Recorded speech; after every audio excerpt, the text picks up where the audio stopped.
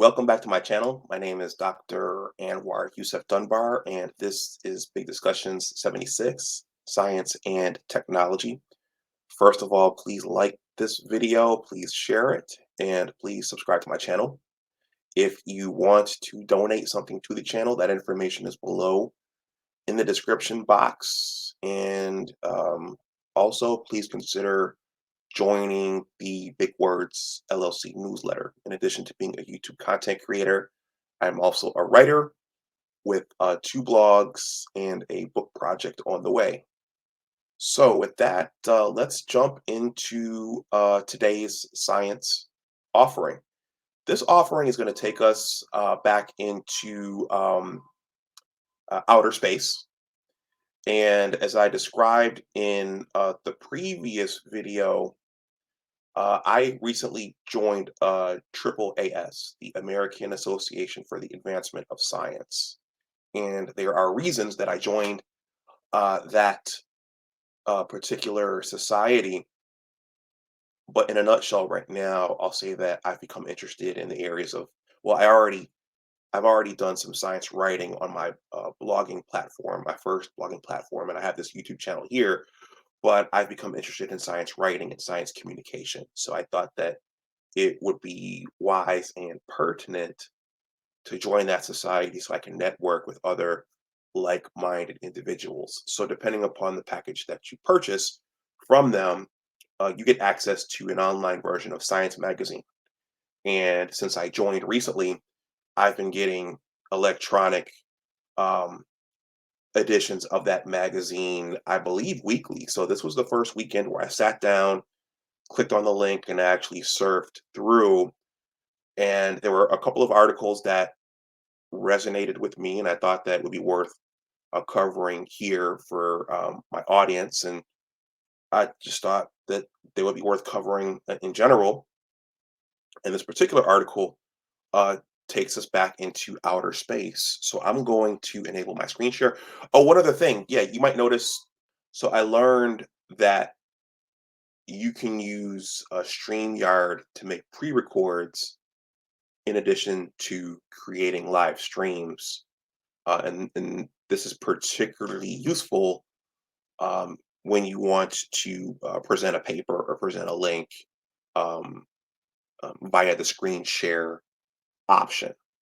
So, with that, let's jump into this particular article. This comes from Science Magazine. I'm going to enable my screen share here.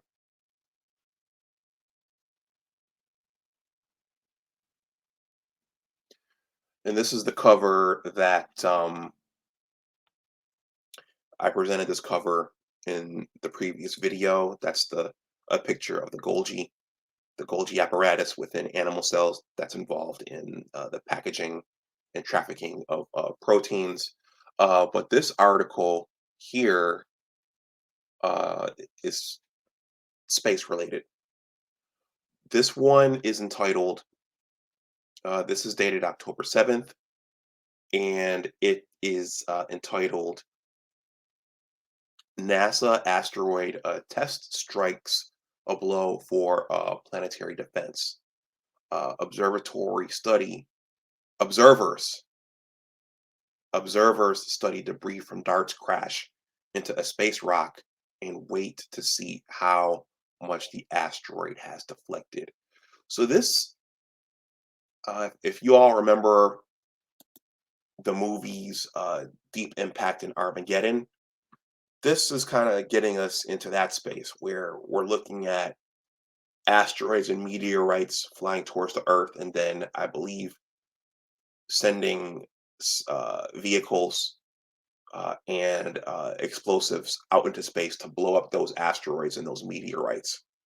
So I think that's kind of where this is going. This we're looking into well, those aspects of our government and of our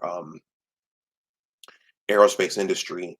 They're looking into this. How do we protect Earth from meteorites and asteroids?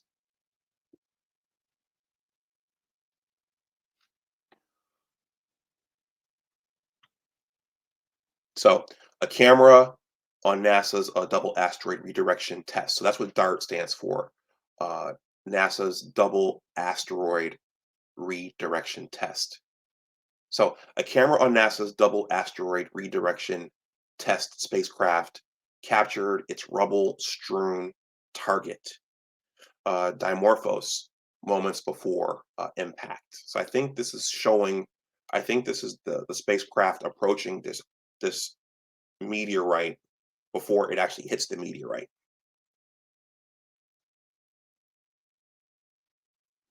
Okay, this picture says later a CubeSat released by a DART made an image showing the debris kicked up by the craft's collision with Dimorphos. Okay, and this one says Didymos is in the foreground. From closer to Earth, the James Webb Space Telescope also recorded a close up of the ejecta. Last week, humanity took its first step toward bulletproofing Earth as NASA's unprecedented asteroid deflection test scored a bullseye. Now, as early measurements trickle in, the work of assessing the effects of the impact begins. Although the plume of ejecta from the spacecraft striking its target makes it hard to gauge precisely how much the blow disfigured the asteroid and shifted its orbit, scientists are picking up early clues.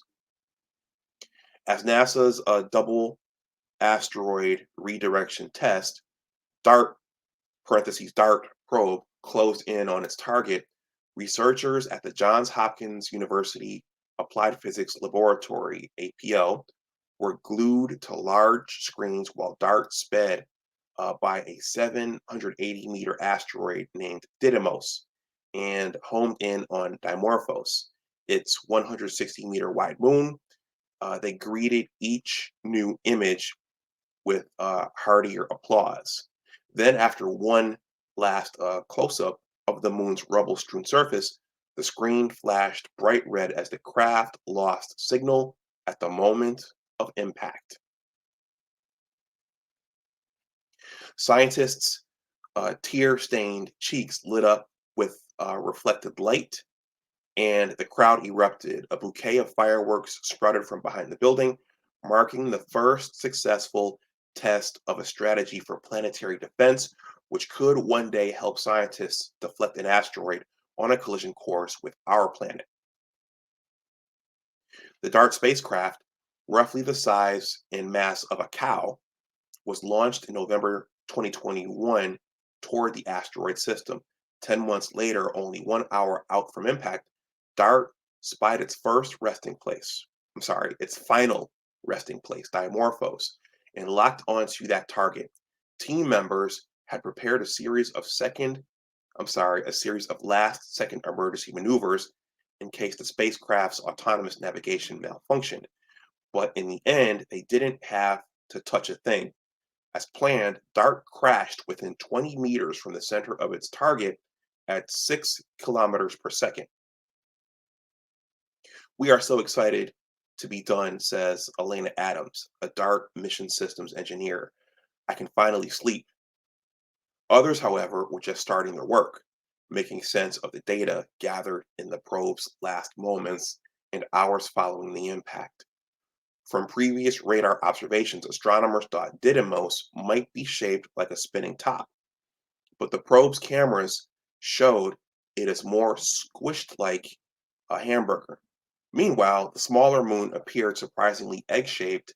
The structure of these bodies holds clues to their origins and orbits, astronomers note. I'm stumped, says Jessica Sunshine, a planetary scientist at the University of Maryland, College Park, and DART investigator. The primary Didymos did not look anything like we thought it was going to. How did that system form? I mean, we've got to start over.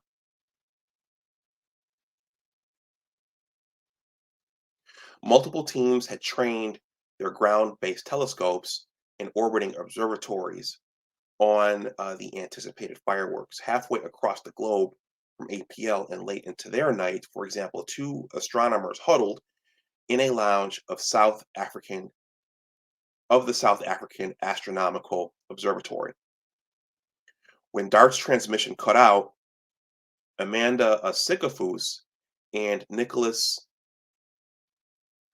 Erasmus examined footage they'd captured with a the Lassetti optical telescope. They hoped to see confirmation of DART's strike in the form of a gradual brightening of the asteroid system and dust and rocks knocked off the asteroid reflected more sunlight toward the telescope. What they got was even clearer evidence of success. Within seconds of DART's last message, they watched in exquisite detail as the asteroid sneezed out a plume of ejecta. We were astonished, Sisyphus said. Through the night, scenes captured by observers from all 7 continents funneled into the DART team's inbox. Others came from space. Close-up views of the smackdown from the James Webb and Hubble space telescopes, as well as Lycia Cube, a small craft that DART ejected 2 weeks before the crash. The data is just incredible, says Alan Fitzsimmons, an astronomer of Queen's University, Belfast, and DART observer. You couldn't have asked for a better test of a kinetic impactor. I didn't know Hubble was still up there, so it looks like both James Webb and Hubble are both in outer space, taking pictures at the same time and capturing data. I thought they might have retired Hubble once James Webb went up, but I stand corrected. Rather than shooting off in a smooth cone, the debris formed condensed streams of material. Lycia Cube images revealed. I was shocked to see how much of the ejecta was in these jets, said Philip Metzger, a planetary scientist at the University of Central Florida. The cause of the jets is still a mystery, he adds, but understanding them will help scientists hone their asteroid deflection techniques. The irregular clumping of ejecta could also explain how bodies early in solar system history collided and aggregated to form planets. With the plume clearing, scientists around the world are studying changes in the light from the system as Dimorphos loops around its partner. In the coming weeks, they hope to decode the change in the asteroid's orbit, which will indicate the effectiveness of DART's strike. Yet this strategy for thwarting threatening space rocks faces a major challenge. We can't use these techniques unless we know where the objects are, says Amy Mainzer, an astronomer at the University of Arizona. If you can't find them, you certainly can't deflect them. Of the Dimorphos-sized asteroids that could destroy a large city or a small country, astronomers estimate they've only found about 40%. NASA has plans to identify and track 90% of these looming threats with NEO Surveyor, a space-based telescope project led by Mainzer. But in March, the agency proposed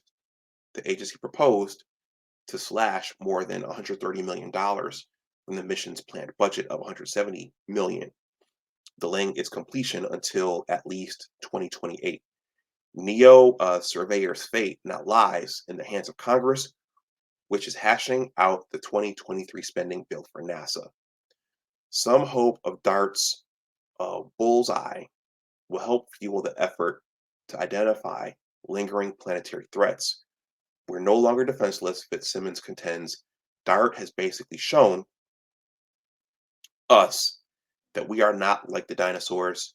So let's find those asteroids and let's do something about it. Okay, so I just learned a bunch of different things there. So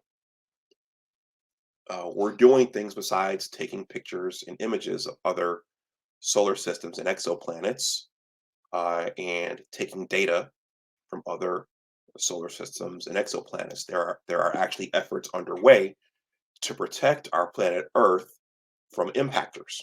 Those are asteroids and meteorites. Those are technically called impactors. and the spacecraft is called, um, or this project is called, NASA's Double Asteroid Redirection Test. So they're figuring out how to send spacecraft to asteroids and meteorites, and also now there's also a program underway, it seems, to actually look for these things um, before they get here, which is good for us. So there's a lot here. This is good for, and this is important for our general knowledge, but also, once again, for the coming generations, the young people that we know who have an aptitude for these types of things. Think about the amount of physics and mathematics, and think about the expertises you have to work on projects like these. So, and also if you're looking at investing in some things, these are technologies and projects that are currently in the pipeline. So that was an article that resonated with me from that issue of Science Magazine. There are a ton of others, and these magazines are coming out weekly. And I've recently joined Triple AS, so I will be doing more of these. But let me know what you think in the comments section below, and let me know if you understood any of this. Let me know if you have any further questions about this. And if you're watching this and you're in this field and or one of these related fields and you'd like to come on and talk about this with me and my audience, please do reach out. My contact info is all over the channel, and I believe it's on the credentials slide at the beginning of this video and at the end. So I'm always looking for more guests, and I'm always looking for guests who are um, out on the edges of science, especially in outer space. So everyone, thank you for watching this video. Please like, share, and subscribe. If you want to donate something to the channel, that information is below in the description box. And also, please consider joining the Big Words LLC Newsletter. In addition to being a YouTube content creator, I'm also a writer. So with that, everyone, stay safe out there. I will talk to you the next time. And as always, remember that your attitude determines your altitude. Take care, and I will talk to you the next time. Bye-bye.